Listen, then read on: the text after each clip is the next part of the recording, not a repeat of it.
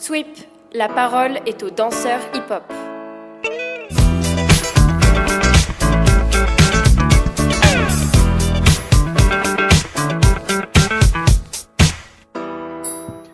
Yo Mounia, aka la grande dame du walking français, comment ça va? Hello, ça va super bien et vous? Bah ça va Mathis, Ça va, nickel. impeccable. Avant de, avant de te poser la première question, je rappelle à tous ceux qui nous rejoignent sur cet épisode que le podcast il s'appelle Sweep et il est disponible sur Apple Podcasts, Spotify, Deezer, YouTube, voilà, les différentes chaînes de podcast. Et on est au premier épisode de la 3e saison, c'est incroyable, je vous propose que tous les trois ensemble on fasse un petit cri de départ de 3e saison, 1, 2, 3. Ouais.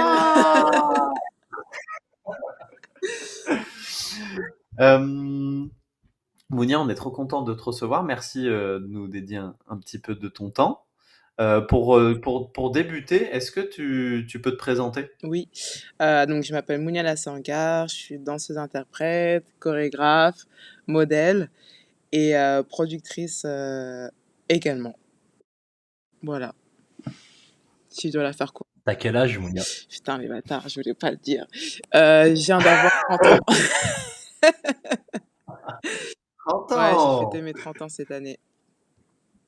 Mais tu le dis comme si c'était vieux, 30 ans. Non, je dis pas ça comme si c'était vieux, mais en vrai, quand on me demande de nous présenter, on veut toujours savoir l'âge, alors que il n'y a pas forcément besoin de savoir, mais je suis très OK, je suis très heureuse avec mon âge et tout. Il n'y a pas de souci à ce niveau. Ok. Dans toutes les casquettes que tu viens de nous donner, là, modèle, chorégraphe, interprète, etc., pour avoir une idée de comment ta vie elle est segmentée, on va dire, est-ce qu'il y a une casquette qui prend plus de place qu'une autre? On va dire la danse. Ouais, on va dire la danse. Comment je pourrais dire? Enfin, c'est. Alors, c'est quoi ta question précise et qu'est-ce que tu veux que je dise par rapport à ça? Ben, c'est-à-dire que si tu es chorégraphe et que tu es aussi modèle et que tu es aussi interprète, j'imagine que du coup, tu as plein d'activités différentes dans ta vie, mais c'est laquelle qui te prend le plus de temps, à laquelle tu dédies le plus d'énergie, on va dire. Est-ce que tu es chorégraphe 6 jours sur 7 et un jour sur 7 t'es modèle, par exemple, ou est-ce que ça s'équilibre un peu toutes les casquettes, tu vois? Euh, Genre ta vie, c'est quoi ta vie en Ok, fait? bah, ça va dépendre des périodes. Là, par exemple, si je dois décrire ma vie de septembre, je crois que j'ai toutes les casquettes en même temps, c'est-à-dire que j'étais et danseuse et chorégraphe et modèle et productrice, et j'avoue que j'ai pris cher. C'était hyper dur à enchaîner, mais c'était hyper enrichissant. Mais après, ça, franchement, ça dépend des périodes. Il y a des fois où je vais, quand je suis en compagnie et que je danse pour des chorégraphes, bah là, je suis entièrement danseuse-interprète. Là, en ce moment, j'essaie vraiment de me focaliser sur la chorégraphie, puisqu'en walking, j'estime qu'il y a beaucoup de choses à faire et que le walking, il est trop intéressant dans l'espace chorégraphique. Et le modeling, on va dire que c'est toute l'année et des fois en fonction des périodes, par exemple, quand il y a la Fashion Week ou quand il y a des publicités, des fois, on va axer ça sur certaines périodes, c'est-à-dire septembre ou fin d'année. Et pour la production d'événements, je pense que ça va être toute l'année. Je travaille toute l'année, mais pour des périodes précises, pour un événement. Enfin, vous connaissez, hein, je pense. Voilà. T'as participé à la Fashion Week? Ouais, j'ai participé à la Fashion Week, c'était trop cool. Vous voulez que je vous en dise plus, c'est ça? Ah bah ouais. Ah bah Raconte-nous. ouais. Nous, on n'a pas participé à la Oh, Fashion on Week. connaît personne qui a participé à la Fashion Week, donc là, Bah, ce qui est intéressant, c'est que j'y ai participé en tant que, bah, comme je vous ai dit, sous toutes les casquettes. En tant que danseuse, pardon, c'est intéressant parce que je le dis d'une manière très neutre, attention, je ne juge personne, mais tu te rends compte quand même que tu es là pour servir une marque et que l'élément principal, on va dire que c'est le mannequin qui vend le vêtement. Mais ça reste quand même intéressant de vivre cette expérience parce que du coup, j'ai rencontré beaucoup de danseurs que je connaissais pas et même de taper avec des chorégraphes, voir comment ça fonctionne aussi, ça c'est un truc de ouf. C'est vraiment intéressant. En tant que modèle, bah, du coup, on va dire que c'est pas toi le centre de l'attention, mais c'est plus bah, tu kiffes, tu portes des vêtements. Moi, je kiffe la SAP personnellement, donc forcément je kiffe ça. En tant que productrice, du coup, c'était par rapport à la Nuit Blanche. J'étais avec, Cochet et aussi le Ballet de Lorraine, donc on a partagé un même spot pour, une même soirée et du coup, j'étais, et chez Cochet, donc j'ai défilé et ensuite après ça, j'ai présenté ma chorégraphie avec, 20 danseurs et danseuses et bah, c'est charmé parce que, des fois, tu accèdes à des, milieux et tu fais accéder à des milieux à des personnes, et tu pensais pas, pouvoir le faire avant, tu vois? Donc ça, c'est cool et quand tu es entouré des bonnes personnes aussi, c'est pas mal, dans tous les milieux confondus. Tu étais en train de parler du coup des lieux comme la Fashion Week où tu te serais pas forcément imaginé, où tu t'es retrouvé là dans des contextes que tu n'aurais pas prévus. Toi, quand tu as démarré la danse, je crois que j'ai lu quelque part que tu as démarré par le popping il y a déjà quelques années. Quand tu as démarré la danse, tu avais des ambitions particulières. Toi, t'as fait des écoles de la danse, tu avais un avenir déjà souhaité ou alors c'était quoi tes ambitions? Ouais, quelles étaient tes ambitions de départ? T'avais des grands rêves ou t'as démarré au feeling? J'ai démarré parce que mon frère, je voulais tout ce que mon grand frère faisait, je voulais faire. Bah, c'est un b-boy et je voulais pas forcément faire de break, je voulais juste faire de la danse et il m'emmenait à ses entraînements et c'est vrai que en vrai, quand si je suis honnête avec moi, je me suis toujours dit: «Je me vois pas faire autre chose». Mais bon, voilà, tu veux pas décevoir les parents, tu veux pas décevoir la famille et cetera. Ils voient un autre, avenir pour toi donc forcément, j'ai laissé ça de côté mais je me suis toujours dit que je voulais me diriger vers le côté, vers des métiers artistiques. Au début, je me disais que je voulais être styliste ou, designer.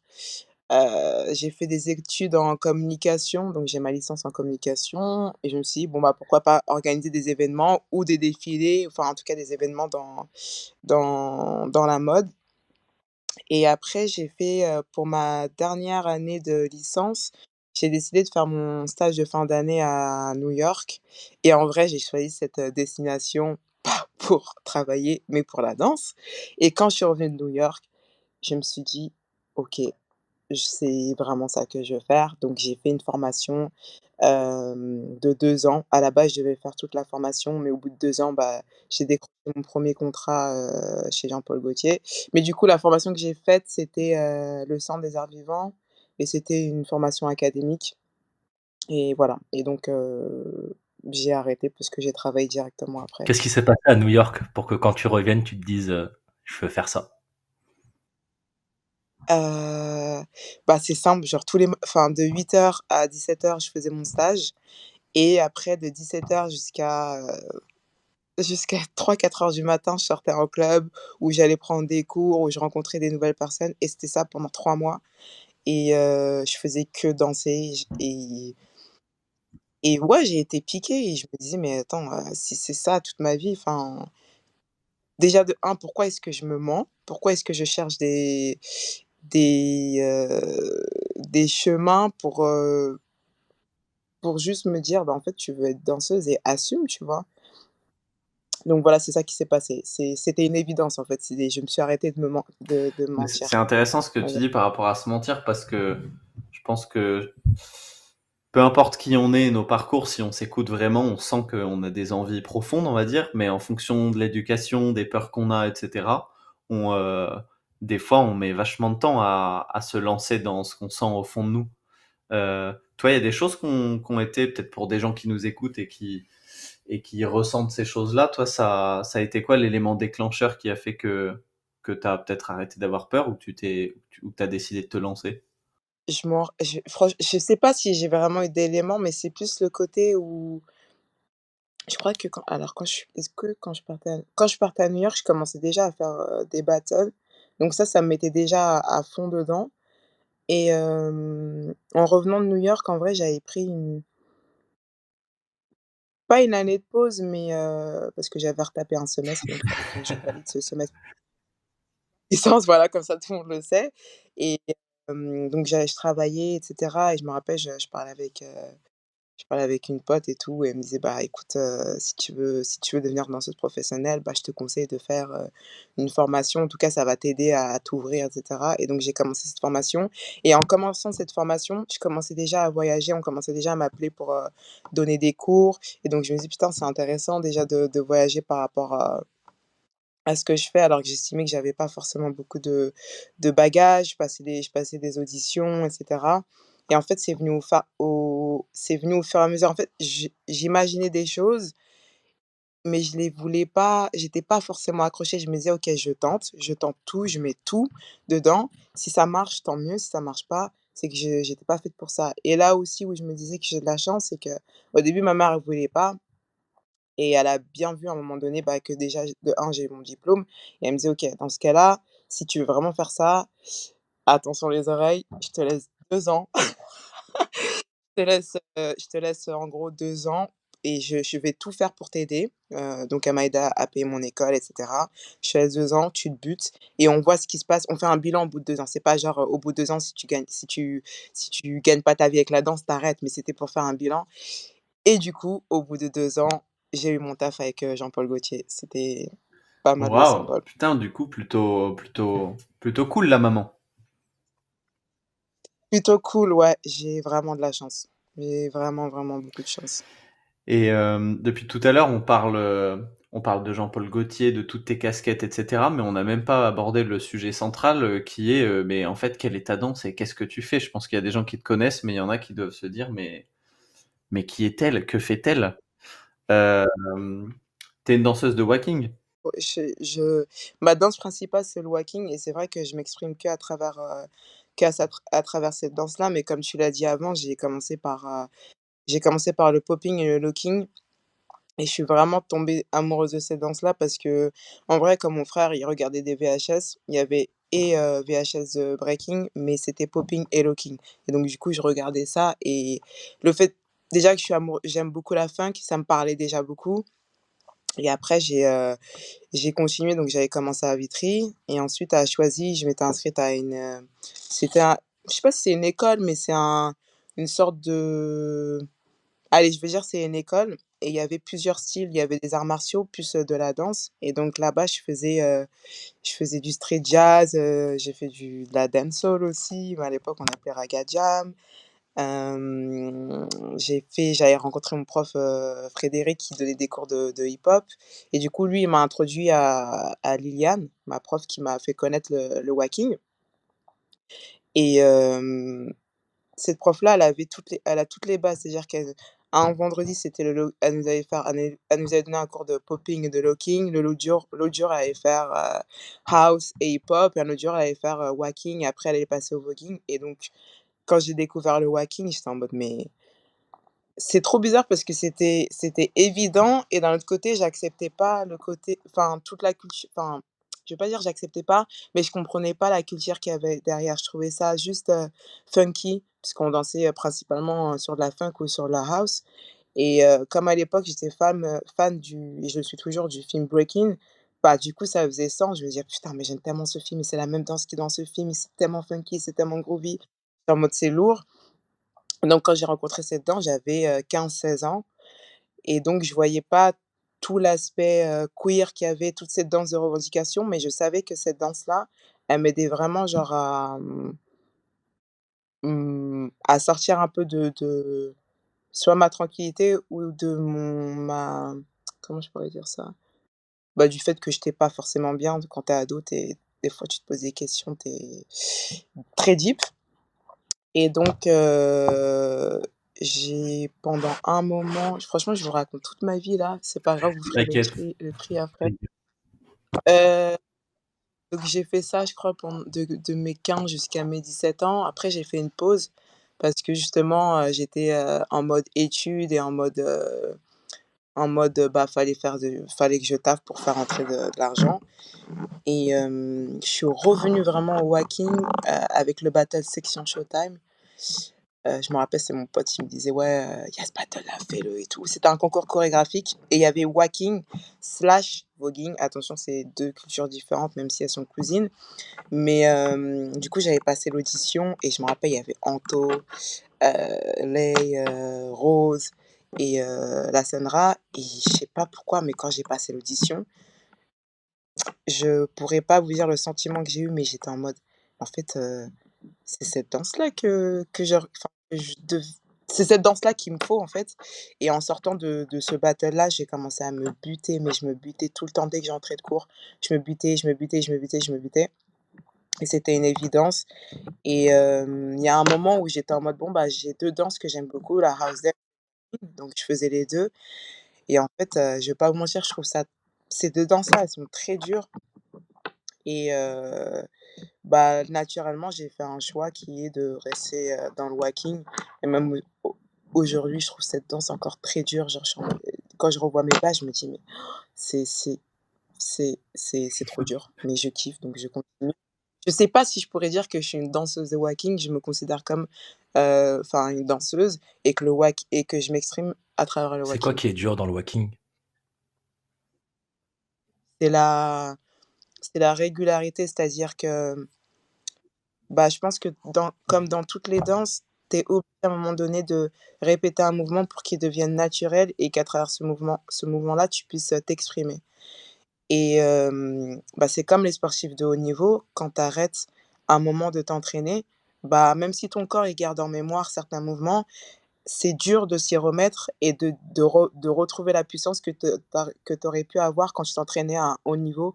Et c'est là que je trouve, le walking dur comme, bah, du coup, comme en fait pour tout.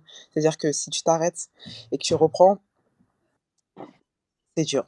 Et aussi le côté où, quand tu es honnête avec cette danse-là, des fois c'est quand même une danse de revendication. Je crois que je sais plus si je l'ai dit, mais ça a été inventé par les queers et c'était une danse où ils avaient besoin hem, d'exprimer leur queerness parce qu'on leur a on les accepte la société, à Los Angeles n'acceptait pas la queerness, n'acceptait pas les hommes de couleur. Et donc quand ils se retrouvaient en club, bah, le premier truc c'était d'être flamboyant, c'était de se kiffer, de se réapproprier ce qu'on n'autorise pas d'être dans la vie de tous les jours. Et donc c'est vraiment un truc où quand tu fais du walking, c'est pas drôle. Je trouve en tout cas pour ma part, je trouve pas que ce soit une danse drôle, c'est une danse où en plus d'avoir une technique de dingue, il faut que derrière, au niveau de ton expression, tu sois le plus sincère ou même si tu le fake et ben, faut que tu le fasses bien parce que tu sais, c'est il s'inspirait quand même des acteurs hollywoodiens et quand tu regardes les acteurs, ben, quand ça touche, c'est que le gars, il joue tellement bien ou qu'il va puiser dans ses tripes et ben, c'est là que je trouve, dur le C'est walking. intéressant ce que tu dis parce que c'est une culture qui est pleine de revendications, mais toi tu l'as découverte juste parce qu'elle te faisait kiffer au début sans avoir conscience de l'histoire et tout qu'il y a derrière. Et tu as l'impression que maintenant tu portes cette histoire avec toi, maintenant que tu as pris conscience de cette histoire-là. Ou en tout cas, demander Ouais. autrement, est-ce que du coup quand on se met à faire du walking, est-ce que ça fait partie de la culture que de porter cette histoire-là et ces revendications avec soi? Pour moi, ouais. Et ça doit être pareil pour toutes les danses. C'est-à-dire que quand tu t'im alors, je voulais juste revenir à un truc, c'est vrai quand j'ai connu cette danse, je connaissais pas forcément, toute l'histoire qui allait avec. Mais c'est vrai qu'un jour, il y a un truc qui était revenu à mes oreilles, c'était le côté, «Ouais, mais elle fait du walking, mais est-ce qu'elle sait vraiment ce que c'est?» Et quand j'ai commencé à diguer, j'ai fait: «Ah ouais, je peux pas blaguer, avec ça comme je peux blaguer avec aucune danse en vrai». Et donc ça, c'était pour revenir sur ça. Mais pour le côté, revendication, est-ce que je porte ça aujourd'hui? Franchement, ouais. C'est pour ça que je dis que pour moi, c'est pas drôle, même si, c'est vrai que, bah, dans les battles, désolée, c'est la meilleure catégorie à chaque fois parce que, bah, on met du les gens quand ils sortent, d'un battle, bah, soit ils sont contents, soit ils sont touchés ou soit genre ils ont envie de faire la teuf, donc ça déchire. Mais c'est vrai qu'il y a le côté où, bah, c'est vrai que, ouais, je trouve que quand j'en parle, j'ai une certaine responsabilité et c'est pour ça que des fois, Genre, quand vous m'avez, demandé la première fois et tout, j'avais la pression parce que j'ai pas envie de faire de conneries, avec, cette culture. J'ai l'impression que tu es plutôt une bonne ambassadrice de cette culture quand même, quand on voit toute l'émulsion qu'il y a autour de ce que tu fais. Je sais pas comment ça fonctionne à l'intérieur de la communauté, mais j'ai l'impression que tu as quand même beaucoup de reconnaissance, non? Ouais, j'ai beaucoup de reconnaissance, j'en suis reconnaissante et ouais, je sais pas quoi dire à part que j'ai envie d'emmener cette culture, pas il y a pas que moi, mais j'ai envie de l'emmener au plus haut possible et j'ai envie de rendre à j'ai envie de le partager à des personnes comme attends, comment je pourrais dire? Ce que le walking ça m'apporte, j'ai envie de le j'ai envie de le transmettre à un plus grand nombre de personnes possible, et surtout des personnes qui en ont besoin et c'est peut-être pour ça aussi qu'il y a des personnes qui me suivent parce qu'en vrai, comme je vous ai dit, moi, avec cette danse-là, je suis honnête. Donc c'est vrai qu'il y a des jours où, par exemple, quand je vais me voir danser, je vais me dire: «Ah putain, mais c'était de la merde» et il y en a, ils vont me dire: «Putain, c'est un Mmh. truc de ouf, je te trouvais touché et tout» et je leur dis: «Mais j'étais fatiguée». Ils me disent: «Bah, c'est peut-être pour ça», tu vois? Mais voilà. T'as dit que tu voulais transmettre cette danse à des gens qui en ont besoin. T'as l'impression que tu peux sauver des gens, tu peux aider des gens avec cette danse? Ouais, j là, comme ça fait trop cliché. Non, qu'est-ce que je viens de dire? Comment je pourrais dire ça? Pas sauver, mais j'ai envie de rendre à la culture, tout simplement. Rendre ce que toi, elle t'a un petit peu donné dans la liberté que ça t'a donné, dans... Hmm, je comprends. T'avais posé une question? Ouais. Tout à l'heure, tu parlais d'expression, d'interprétation dans le walking. Toi, au Summer Dance, si je me trompe pas, t'as gagné le Summer Dance. Ouais, Ouais. Mounia. T'as interprété, enfin, c'était dans ton passage que t'as mis en tout cas sur Instagram. T'as interprété qui? Est-ce que t'étais la Mounia de tous les jours? Est-ce que t'étais un personnage en particulier? Alors, pour le contexte, en finale, ça c'était la dernière finale, j'avais des crampes. C'est-à-dire que pendant tous les passages, où Moteki dansait, je pouvais pas je souffrais ma race. Genre je me disais à un moment donné, je me disais: «Mais en fait, je vais arrêter, je peux plus». J'avais des crampes, mais c'était insupportable et c'était la première fois que ça m'arrivait et c'est la première fois que psychologiquement et physiquement je me surpasse, en fait et ce passage-là, c'était en mode j'ai mal parce que bon, ça se voit pas, mais je souffrais ma race et j'étais en mode: «Mais je vais pas laisser, c'est mort». Donc là, j'étais en mode survie. C'était, survie. Je peux rien dire d'autre, c'est la survie, c'est le peu d'énergie qui me restait, genre limite c'était un second souffle parce que je sais même pas comment j'ai pu danser comme ça alors que physiquement je tenais plus. C'est la première fois que tu faisais le Summer Dance? C'est la première fois que je faisais le Summer Dance et je m'étais toujours dit que si je faisais le Summer Dance, je voulais passer par, par la entre guillemets «la case départ», c'est-à-dire je suis passée et tu trouvais c'est ce battle-là, j'ai trouvé intéressant pour ça, le côté où tu te challenges et tu challenges les juges et le côté honnête aussi, où si tu penses que tu as gagné, des fois c'est pas si évident que ça, genre, tu essaies d'analyser tes passages, mais tu analyses les passages contre qui tu as les passages contre des personnes contre qui tu as dansé et ouais, je voulais vraiment expérimenter ça. Toi, est-ce qu'il y a un moment où t'as failli dire que t'avais pas gagné? Il y a un seul moment où j'ai hésité, c'était contre Néné. C'était, big up, Néné. C'était, j'ai hésité parce que je me disais: «Bah, c'est pas évident». Genre la meuf, elle danse elle a une maturité incroyable et pour moi, ça voulait dire beaucoup Néné parce que Néné, c'est la première personne qui m'a mis une claque dans le walking. C'était à New York, 2014 et en fait, on est sur un son que moi je pensais connaître, donc je passe en premier donc je danse na na et tout et elle, elle danse, elle me répond et elle termine tout le son et je la regarde danser et je me dis: «Ah ouais, ah c'est ça le walking». Je dis: «OK» et en fait, je l'ai remercié, je dis: «Franchement Néné, merci. Grâce à toi, bah, tu sais, ça m'a donné ça m'a donné une autre perspective du walking et quand je l'ai revu au Summer, j'ai fait: «Putain», presque 10 ans plus tard, genre, j'étais en mode: «Bon, Néné et tout, mais Là, là, c'est mon tour.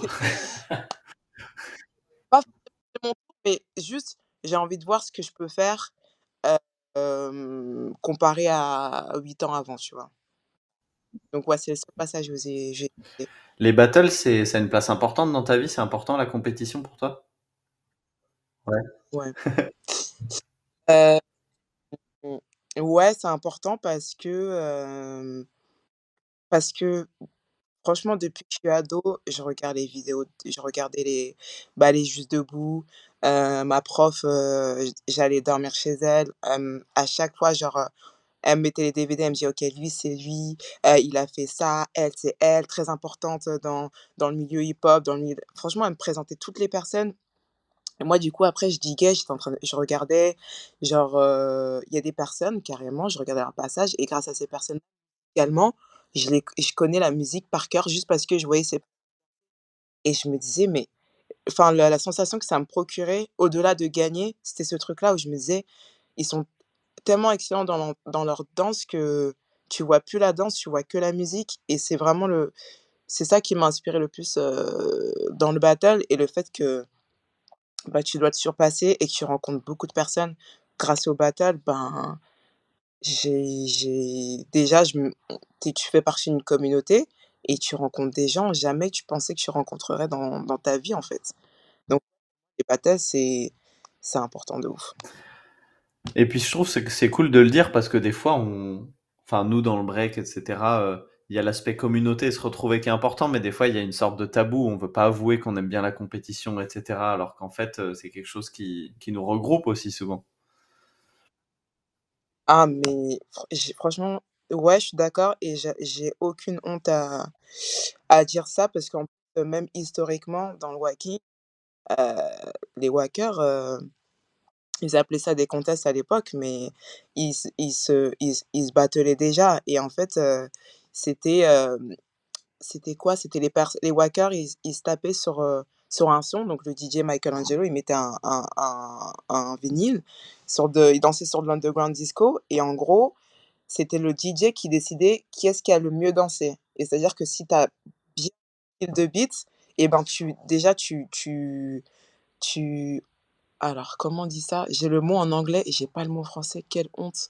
Tu Dis-le en anglais, peut-être on peut le trouver. Mon anglais il est pourri. Tu mérites Tu mérites de danser sur ce son et ce son t'appartient. Donc à l'époque, il y avait déjà ce truc, là de même si, le mindset il était différent. C'est plus un côté où on vient pour, s'exprimer, comme je vous ai dit, revendiquer, alors qu'aujourd'hui, bah, il y en a qui viennent pour des raisons différentes, dans les battles et c'est OK aussi. Mais en tout cas, pour ma part, ouais, le battle, c'est trop important et tant que je pourrais en faire, j'en ferai. Hmm, tu parlais de quand tu étais ado et que tu regardais des cassettes et tout. Dans ce podcast, on aime bien retracer un minimum, sans faire une autobiographie, mais retracer un peu le parcours depuis le jeune âge, tu vois, quel genre d'adolescent les artistes étaient et qu'est-ce que ça a donné quand ils étaient plus grands. Parce que toi, aujourd'hui, moi, je sais pas, je peux te percevoir et à la fois comme une guerrière dans ta détermination et à la fois dans t'as une très grande capacité d'expression où ça se déploie sur tout le monde. Est-ce que t'étais une adolescente plutôt, plutôt déjà extravagante et déterminée comme ça ou t'étais plutôt discrète? Mmh, alors, même si je voulais être discrète, je pouvais pas parce qu'en étant ado, je faisais déjà 1,83 m, mais c'est vrai que je cherchais à me cacher et et on va dire qu'au niveau de mon corps, je m'acceptais pas trop.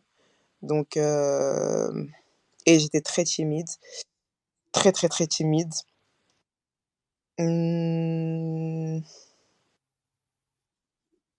qu'est-ce que je peux vous dire d'autre?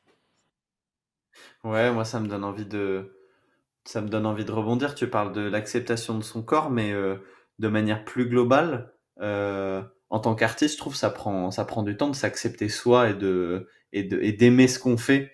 Tout à l'heure, tu disais, je regarde des vidéos, des fois, je me dis, ah, c'était vraiment de la merde et tout. Et c'est un long parcours de petit à petit réussir à bien s'aimer. Aujourd'hui, t'en es où, toi, dans ce parcours? T'as l'impression que tu t'apprécies entièrement? Il y a du chemin à faire encore? Je pense que j'aurais tout, mais j'avoue, bah, tout à l'heure, tu as demandé mon âge. Bah, en vrai, je vous dis la vérité, depuis 1 an, 2 ans, je suis beaucoup plus, en phase avec, moi-même et je me sens de mieux en mieux et je me dis: «Putain, j'aurais kiff» le mindset que j'ai maintenant, j'aurais kiffé l'avoir quand j'avais 20 ans. Mais d'un autre côté, je me dis: «En fait, tout ce que j'ai vécu» entre guillemets jusqu'à maintenant, bah, ça fait sens aujourd'hui. Donc je crois qu'il y a un paradoxe entre le côté, bon, bah, plus jeune, je me sentais pas bien et que j'aurais voulu avoir, le mindset d'avant de maintenant avant. Mais d'un autre côté, je me dis: «Si j'avais pas vécu tout ça avant, peut-être qu'aujourd'hui, je j'apprécierais pas, ce que je représente Mmh. aujourd'hui». Je sais pas si Si, ça ça fait sens. heu Tu aurais des petites techniques, des petits trucs pour réussir à mieux s'aimer, à mieux apprécier son art? je pense pas que ça va parler à tout le monde, mais faut s je me force, en fait. C'est non, je me force pas. Je dis pas: «Allez, vas-y, on y va», mais c'est plus le côté: «OK, ben, j'aime pas ça» ou désolée, je vais revenir sur Jean-Paul Gaultier. Quand j'ai fait le taf, il y avait une section où je devais être en soutien-gorge et culotte et je vous dis la vérité, j'en pleurais. Avant qu'on se mette sur scène, je me disais: «Mais comment j'ai jamais fait ça?» À part pour l'audition, je me dis: «Mais comment j'ai fait pour me retrouver en culotte à l'audition?» Bref, ça, c'est une parenthèse. Mais me montrer tous les jours en soutien-gorge culotte, mais j'en pleurais et je me dis: «Mais c'est chaud» et donc ça, c'est quelque chose que j'acceptais pas et je vous dis la vérité, faire ça tous les jours et voir qu'à côté de toi, tout le monde s'en fout, genre en mode c'est normal. Je dis pas que ça doit être normal, mais en tout cas, pour ma part, ça m'a vraiment aidé à m'accepter. Après, je vous cache pas que j'ai fait beaucoup de sport aussi, je m'en suis même blessée, mais faire tout ça, le sport, bah, me regarder tous les jours en soutien-gorge culotte, il y a un moment où tu es habitué et tu te dis: «Mais en fait, bah, j'ai de la chance, genre, ce corps-là me permet de faire, plein de choses» et et du coup, c'est plus là où je me dis, ben, que je me suis forcée parce que, en vrai, j'aurais pu leur dire: «Écoutez, je suis pas à l'aise, je fais pas le plan, bye bye». Mais en fait, non, j'étais en mode, ben, je fais ça pour ça aussi. C'est-à-dire que quand on danse, on va pas se mentir qu'au mettre des vêtements larges ou des vêtements serrés, le corps pour moi, il est primordial dans la danse. Ben, je me perds un peu dans mes trucs, mais tout ça pour dire que ouais, je me Mmh. force et que j'accepte aussi et qu'en me regardant, je me dis: «OK». Il y a des fois, tu sais, il y a des fois, tu es fatigué, tu dis: «Putain, j'aime pas mon corps». Il y a des fois, tu te dis: «Ah ouais, ah OK, d'accord, Pas c'est mal. cool, Sous cet angle-là, pas mal. c'est pas un truc de ouf, mais c'est pas mal et je suis OK avec». Ouais et vraiment être, et j'ai un pote un jour qui m'a dit il se trouve que il me trouvait trop dur avec moi-même et quand il m'a dit ça, j'ai réalisé que c'était vrai et qu'on peut être dur avec soi, mais il faut être bienveillant et c'est là où moi j'apprends ce truc-là, de être exigeant et cetera, mais être bienveillant envers soi-même. C'est bizarre parce que, quand on te voit arriver à un battle ou dans une salle, on se dit pas dans notre tête que, tu as du mal à enfin, en tout cas que tu as eu du mal à t'accepter, et à accepter ton corps. Parce que, enfin, genre, dès qu'on te voit à un battle et tout ça, tu es là, tu as de l'assurance, tu marches, tu as ton petit chapeau et tout. Et là, pareil, je t'avais vu au Red Bull, Dance Your Style et au Summer Dance et à chaque fois, j'ai un truc de: «Oh Yamounia, oh Yamounia». Justement, c'est pour ça que pour moi, genre les battles, les bowls, on en a pas discuté, mais enfin les bowls ou les choses entre guillemets où je me montre, c'est les seuls espaces où je me dis: «OK, j'ai pas besoin de prétendre à c'est comme ça que je suis» et c'est là où je me dis: «Je me force parce que je me laisse pas le choix à moi et je vous laisse pas le choix aux personnes, qui regardent». C'est en mode, dans la rue, entre guillemets, vous voulez pas me voir ou à un casting, entre guillemets, vous m'avez pas pris, ben là, les gars et les meufs, vous n'avez pas le choix, vous allez me regarder. Que vous aimez ou pas, hein, c'est pas grave, ça Hmm. reste la même chose. C'est ça, ouais, c'est comme ça que je pense. Ça me fait penser à. On tourne un peu autour d'un terme, je trouve, c'est la liberté, en fait, quand on parle de tout ça. Dans une interview, tu parles du fait que le walking, ça aide aussi à regagner sa liberté, peu importe qui on est. Euh, Ça veut dire quoi pour toi être libre? Là, vous me posez une question de ouf. Euh, je sais pas, ça veut dire quoi être libre? Ça veut dire. Oh, Je te pose la question autrement si tu veux. vas-y. C'est quand la dernière fois que tu t'es senti libre? Un moment que tu as vécu, que ce soit en battle ou à travers ton art. Franchement, j'avoue, je sais pas, mais ça serait trop malhonnête de vous dire que je me sens libre tous les jours. Mais ah putain, là j'avoue, je sais pas trop. Franchement, je sais pas, parce que en vrai, là, si le premier mot qui va me venir à l'esprit, c'est être indépendamment, physiquement, mentalement et monétairement parlant, mais c'est impossible. Enfin, c'est possible, mais dans ce cas-là, t'es un ou une anarchiste et on t'existe pas aux yeux de la société, entre guillemets. Est-ce que j'ai répondu à votre question? Il n'y a pas de bonne réponse. Non, il y a pas de bonne réponse, mais tu peux être libre, mais OK, En, d'accord. Alors attends, en fait, j'ai un autre. je trouve que cette communauté particulièrement et de la culture du walking, moi quand je vois des gens danser cette danse, ça me procure un vrai sentiment de liberté. J'ai l'impression que c'est des gens sont en train de, de s'envoler presque, de se créer leurs ailes pour... c'est très poétique ce que je dis. De créer leurs ailes pour vraiment se libérer d'eux-mêmes, tu vois, et se permettre des choses qui se permettraient pas ailleurs. Et je trouve que c'est très très fort dans le walking par rapport à d'autres danses. Et c'est pour ça que je te pose cette question-là.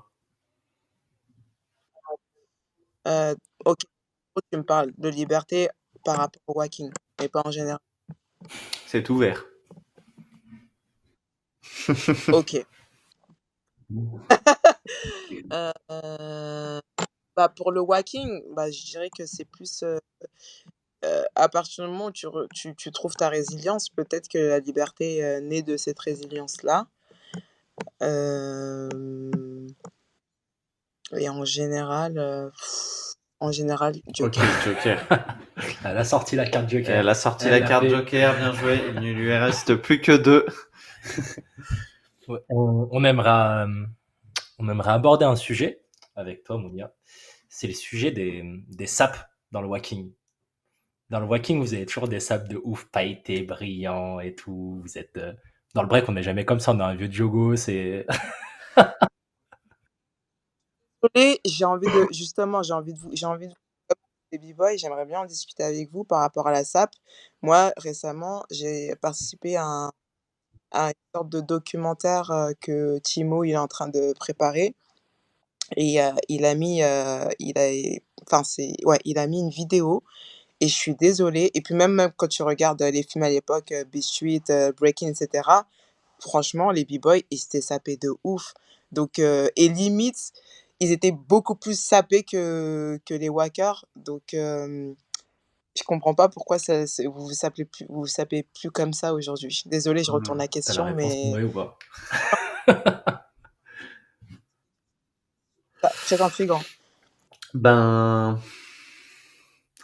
c'est une bonne question, hein. Moi, personnellement, par exemple, j'ai pas trop été dans une éducation de l'apparence, on va dire, et de l'importance de l'apparence parce que j'ai pas grandi à la ville.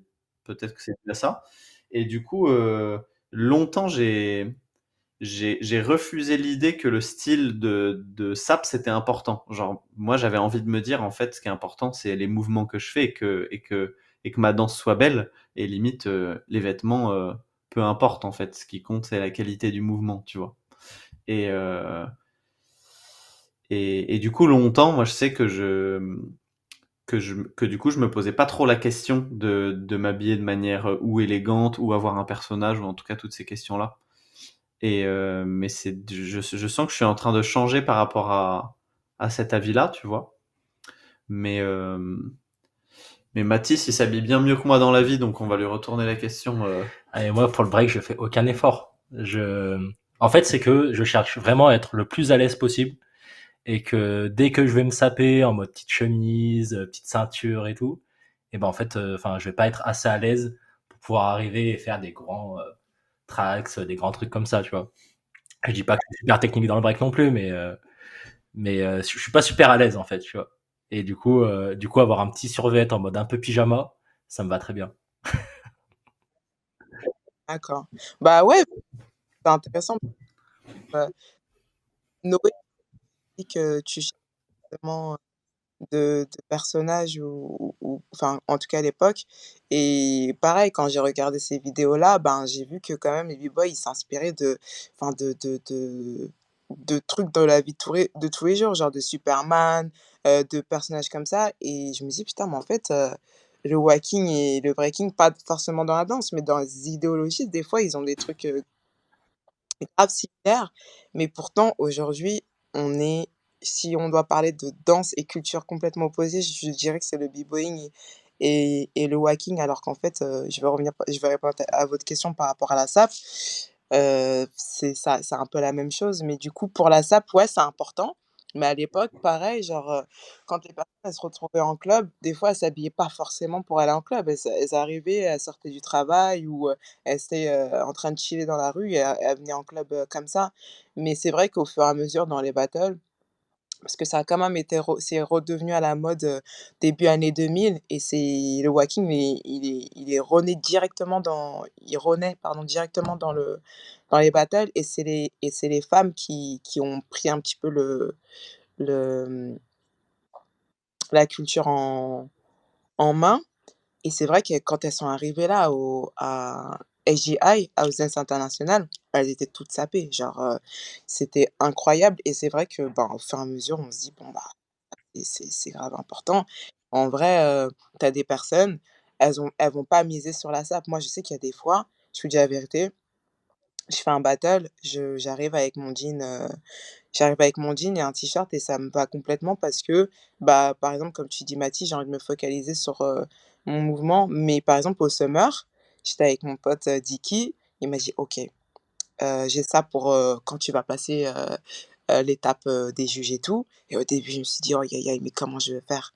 Mais en fait, il faut juste trouver la sape qui te permette de faire ce que tu veux, mais tu peux très bien te saper et bien danser aussi. Je dis pas que le la sape, ça doit être le plus important, mais en tout cas, il faut pas s'empêcher s'il y a des personnes qui veulent se saper en mode: «Putain, mais ça va m'empêcher de danser». Non, il faut juste trouver une sape qui va te permettre de bien danser, c'est Tu tout. nous fais une petite présentation comme si on était dans un magazine des sapes que tu avais le jour du Summer Dance. Décris-nous, c'était quoi la tenue? J'en ai Vas-y, J'avais j'avais deux 2 tenues. tenues. bah, Bah, décris-nous les deux. décris les deux. La première, c'était, un soutien-gorge, avec des fleurs que j'ai Allez. fait. Très fière parce que du coup, j'ai pas l'habitude j'adore, voir les trucs, mais je suis très nulle en couture. Donc soutien-gorge avec des fleurs et un pantalon, bah, hyper fleuri, genre qui prend de la place de ouf, que mon pote Dicky m'avait passé il y a très longtemps et en chaussures, j'étais en chaussures plates parce que, voilà, Doc Martens, ça me permet d'avoir mes appuis et tout et j'avais une wig, une big afro et je vous avoue, c'est la première fois de ma vie que je danse, avec, une Une wig wig, c'est quoi? C'est une et perruque? quoi et j'ai trouvé ça très intéressant parce qu'en fait, c'est une autre manière de danser et je m'étais voilà, maintenant tout le monde va le savoir aussi. Je m'étais pas forcément entraînée avec la wig et donc du coup, ouais, c'est tes mouvements, ils sont beaucoup plus grands et c'est vrai que la SAP, elle a un impact sur ta manière la première SAP que j'avais, elle prenait tellement de place que j'étais faire beaucoup plus grand que je fais d'habitude. En vrai, c'est un point positif parce que plus tu danses grand, mieux c'est, en tout cas pour ma part et la deuxième SAP, C'était beaucoup plus, c'était les couleurs étaient opposées parce que c'était grave fleuri la première tenue et la deuxième c'était en mode, noir métal et c'était un pantalon, presque transparent mais en mode, on dirait qu'il y a des perles partout mais c'était hyper brillant. On va dire deuxième tenue brillant, deuxième la première re fleurie. Voilà, pour faire Et du court. coup, des fois, quand tu t'apprêtes à aller à un battle, ça veut dire que tu passes du temps à réfléchir à la tenue que tu vas avoir pour le prochain battle. Tu vas dans des friperies, tu constitues un nouveau costume, entre guillemets, ou c'est pas tant important que ça? Avant je le faisais et maintenant je vais avec le mood. C'est-à-dire si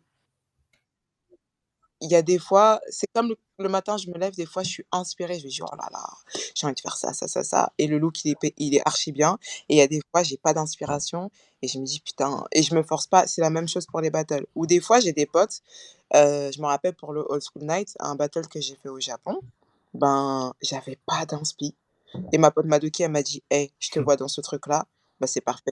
J'ai acheté ce costume, mais enfin cet outfit, mais sinon, si ça venait de moi, je serais allée, comme je vous ai dit, avec mon jean Levi's, un t-shirt blanc, des Doc Martens et c'est tout. Ça dépend vraiment du mood de la journée et pour le summer, ben, pour le truc fleuri, je savais déjà que j'allais le porter parce que j'étais dans ce mood-là et après mon pote, il a juste rajouté son grain de sel, il m'a dit: «Bah, tu sais quoi? Je te vois avec ça, bah, easy». C'est mais je me prends plus la tête sur les outfits. Si je suis inspirée, je me mets à fond, si je suis pas inspirée, je vais dans la facilité, jean, haut, talons ou baskets. Enfin et Est-ce on qu'à fait chaque comme fois, ça. c'est des nouveaux outfits? Ou ça t'arrive de reprendre des anciens que t'avais déjà mis à des battles? Ça m'arrive de prendre des anciens, genre, pardon, par exemple, ouais, non, ça m'arrive, j'ai 2 pantalons que j'aime beaucoup, 3 que j'aime beaucoup mettre. C'est un, il est un peu pas def, il rappelle, l'époque Soul Train. J'ai un Carhartt que j'ai acheté en friperie il y a des années que je mets encore aujourd'hui et mon jean Levi's, tout à l'heure, je crois que c'est Noé, tu as évoqué le battle, Red Bull Dancer Style. Lui, je le mets aussi, j'aime bien le mettre, beaucoup. J'ai adoré ce moment mode que tu nous parles d'habits. Ça m'a donné envie d'aller me saper. On va les faire. Et Mais oui, mais dans toutes les disciplines, je suis désolée, il y a en hip-hop, les gars, avec leurs jeans cartonnés, leurs vestes et tout, à l'époque, c'était un truc moi, je trouvais ça de ouf. Même en pop, genre avec, leurs chapeaux, leurs hush-puppies. Dans chaque style de danse, il y a un style vestimentaire et je trouve ça charmé et je trouve dommage que ça se perde Mais du coup, je fais dans exprès de poser une question naïve et je fais exprès de genre la poser de manière provocante. Mais, euh, mais c'est pas un peu superficiel de penser à ce point-là autant au sap? Pourquoi c'est si important que ça?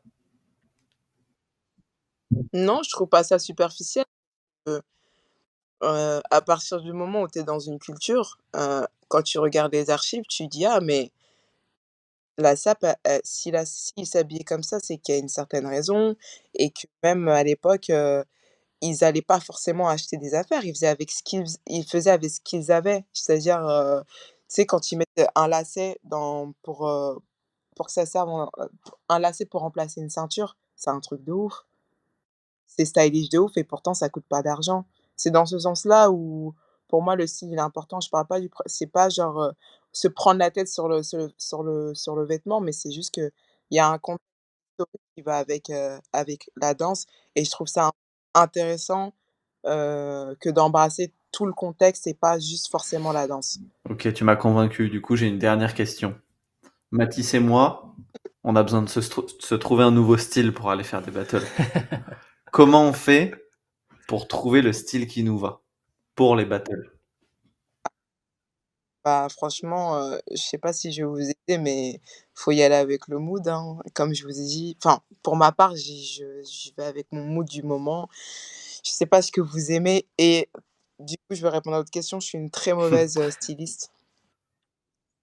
Donc je sais pas comment je pourrais vous conseiller, mais peut-être regarder les archives de votre culture vas-y, et vous on allez va faire trouver. ça. Au prochain battle qu'on fait ensemble, on t'envoie une photo, Mounia. Ah, Je change de sujet vite fait. J'ai envie. On arrive vers la fin là, on a bientôt terminé cette conversation. Mais j'ai envie d'aborder vite fait le sujet de l'entraînement, du training, de comment toi tu pratiques et tout. J'ai pas vu beaucoup de danseurs de walking différents, mais quand je te regarde danser, j'ai l'impression que tu as quand même une extrême rigueur dans les mouvements, dans le sens où ça se sent que tu as des appuis très clairs, des lignes très claires, et j'ai l'impression que ça signifie un long travail derrière. Est-ce que toi, tu es le genre de personne qui a un planning d'entraînement que tu respectes, méga discipliné, ou genre tu te lèves le matin, t'as pas le mood pendant une semaine, si ça se trouve, tu traînes pas, et un jour, t'as trop le mood, il y a une musique à la radio que tu kiffes, et tu te tapes un training de 5-6 heures d'un coup.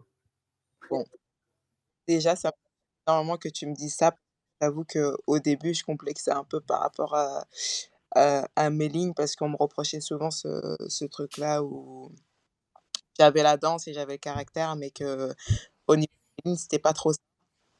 Et donc franchement, j'ai travaillé, mais de ouf. Genre, je me rappelle, il y avait des fois où je rentrais de soirée, il était 7 heures du matin et de 7 heures jusqu'à 7h30, je répétais mes drills en mode, je lâcherai pas l'affaire. Donc j'ai fait ça pendant un certain moment.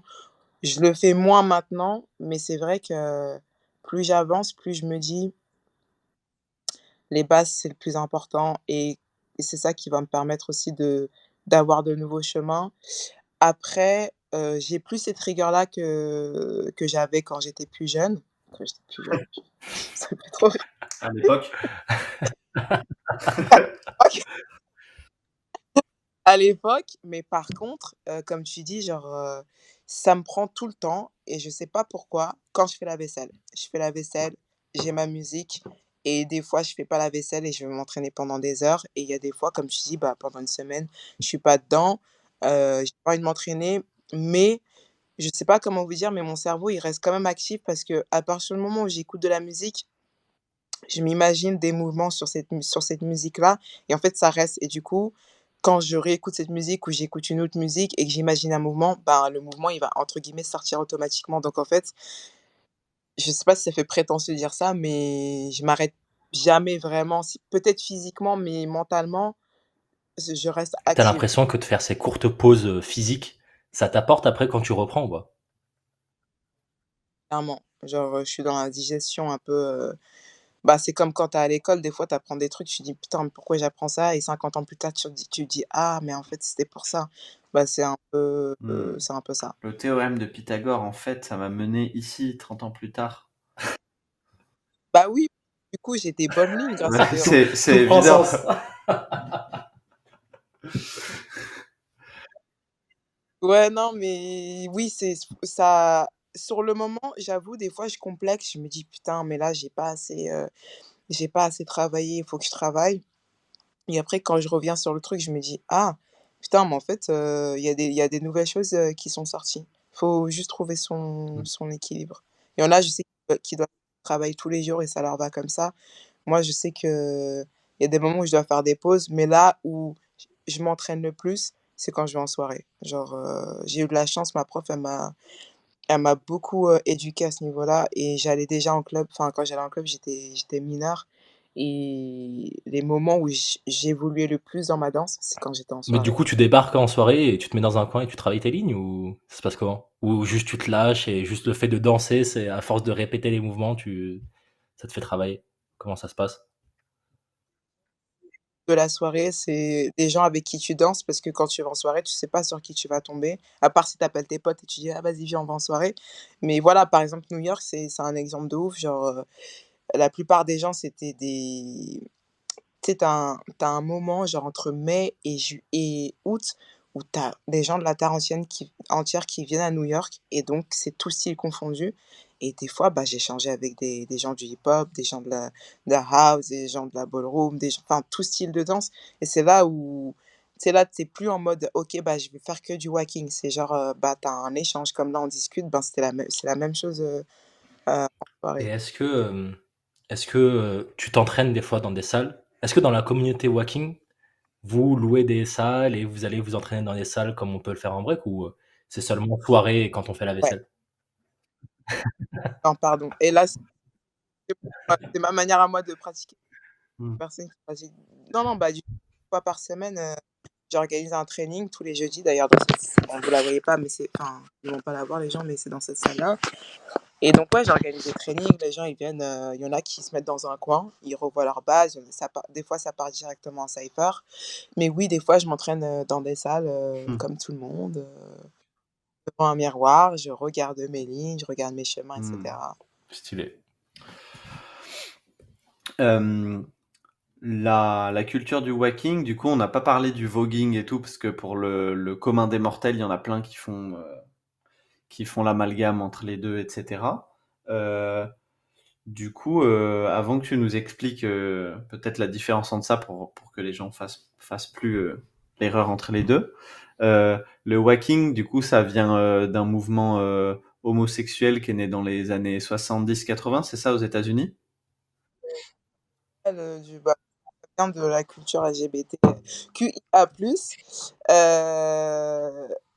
Ça vient de Los Angeles, ouais, et c'est né bah, du coup dans un club queer et principalement dansé, en tout cas au début, par les hommes euh, africains-américains ou latinx.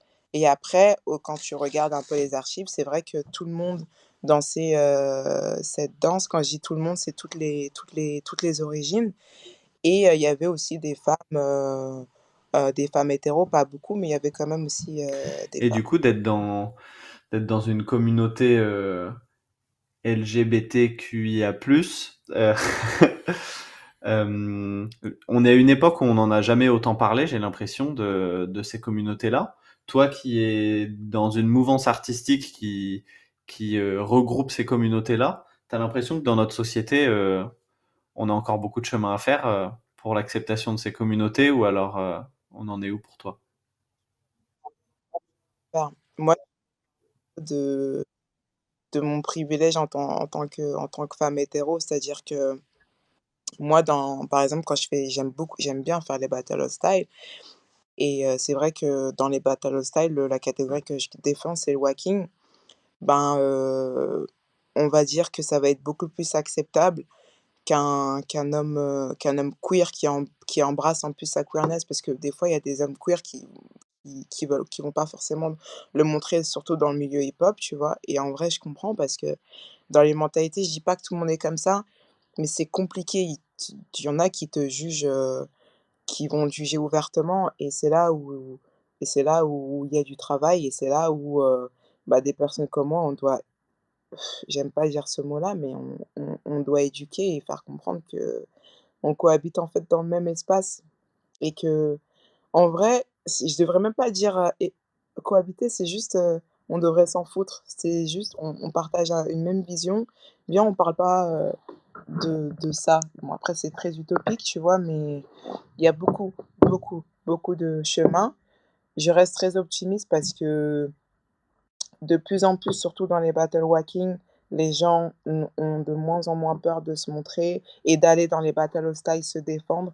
Donc à ce niveau-là, je suis très très très contente et très optimiste. Mais il y a encore du chemin. Ouais.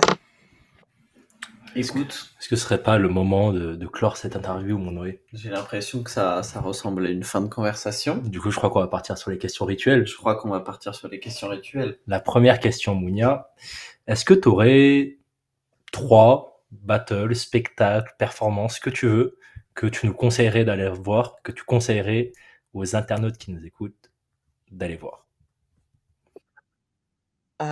Me En général, concernant ou ça en peut te général? concerner, ou sinon, ça peut être le spectacle qui t'a le plus inspiré de ta vie.